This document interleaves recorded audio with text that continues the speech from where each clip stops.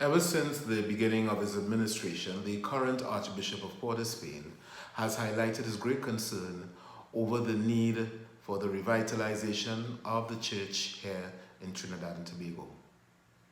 In meetings with clergy and laity, His Grace the Archbishop has discussed the great hemorrhage of Catholic faithful that has taken place here in Trinidad and Tobago over the years.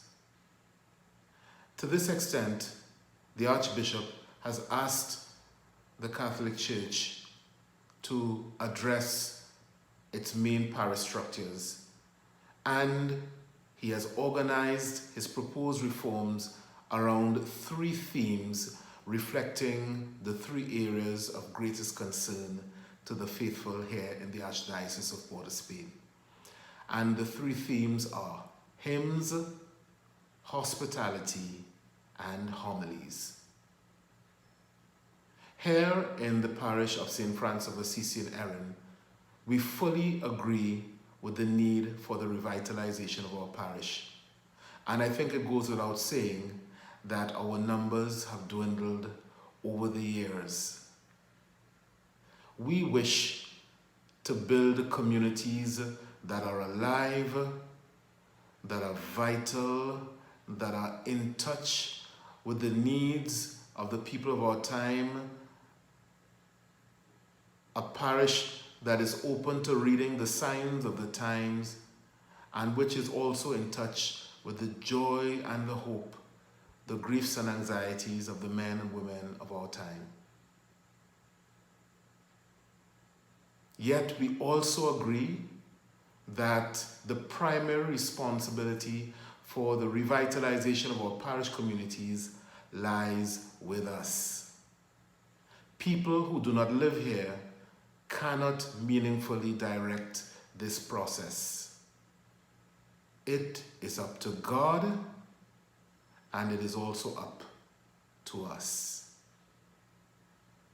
To this extent, our parish has been calling upon the faithful to volunteer for a program of visitation which will begin with the lost sheep of the house of Israel, with those Catholics who are baptized and who, for one reason or another, no longer fellowship with us. Over the past several weeks, as pastor, I have been trying to explain to the faithful our approach to this program of visitation. And as I read this weekend's gospel, I found a certain resonance between the instructions which we have been issuing and the instructions given by Jesus to his 72 disciples who he sent ahead of himself. Our reading begins as follows. The Lord appointed 72 others and sent them out ahead of him in pairs to all the towns and places he himself was to visit. He said to them, "The harvest is rich, but the laborers are few. So ask the Lord of the harvest to send laborers to his harvest." The first thing that we should notice is that the harvest belongs to God and not to us. This means that success of the mission belongs to God, and it is God's responsibility to give success to our efforts. As Christians, our primary responsibility is to show up for duty and allow ourselves to become instruments in the hand of God. The second thing that we should notice about these opening statements is that Jesus describes the harvest as rich. To say that the harvest is rich is to say that we expect in the course of our visitation, in the course of our mission, to encounter men and women of generosity, of kindness, of friendliness. Men and women who are gifted and are capable of sharing their gifts with others. As Catholics and as Christians, we dare to describe the harvest as rich because we firmly believe that there is still much goodness and many good people in the world.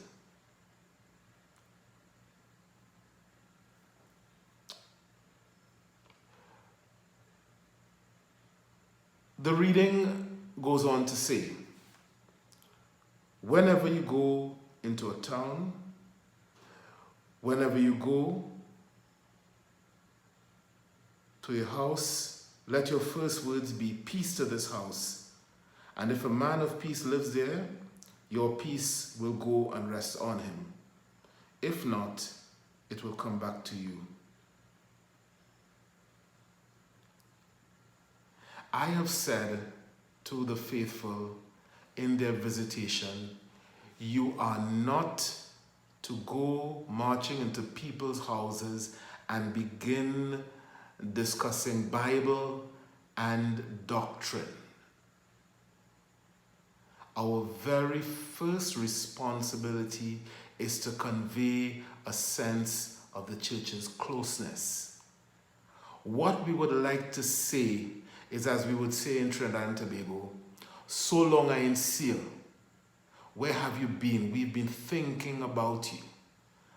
What we want to concern, what we want to convey is the closeness and love of the Christian community for these alienated sisters and brothers of ours.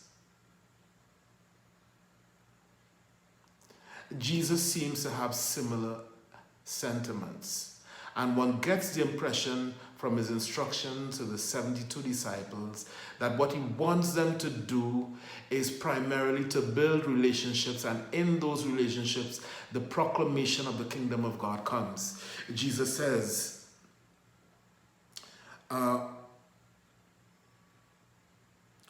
whenever you go into a town where they make you welcome, eat what is set before you, cure those in it who are sick, and say the kingdom of God is very near to you. Eat with them, cure them, heal them, build relationship with them, and out of that relationship we can then proclaim the kingdom of God. The basis of our proclamation, the basis of our successful apostolate is genuine and warm human relationship. What the followers of Jesus and the parishioners of St. Francis of Assisi and Erin have in common is that they both strive to convey a sense of God's nearness. And the sense of God's nearness, God's proximity, Jesus symbolizes by the word peace, which is both theologically and biblically rich. In the Old Testament, the word peace is a translation of the Hebrew word shalom. Shalom is God's gift. Shalom may be summed up as follows: that state where there is nothing lacking. Shalom is a point in life when all debts have been paid and there are no more calamities or worries on the horizon. Leviticus 26 verses 3 to 13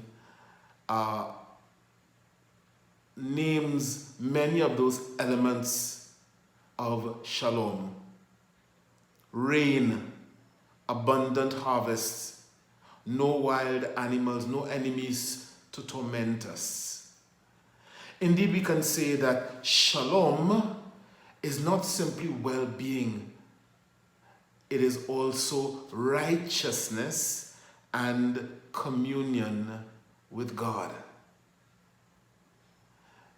In New Testament Greek, the word for peace is irene, I-R-E-N-E. And it also symbolizes communion with God, which comes through our relationship with Jesus the Lord. When the followers of Jesus, ourselves or these 72 disciples, speak that word of peace, we are speaking into being a word that is invested with all the dynamism and the power of the personality of Jesus. We are uttering into the lives of other persons a word which can create the deepest kind of wellness that we can ever imagine. Peace, shalom, irene.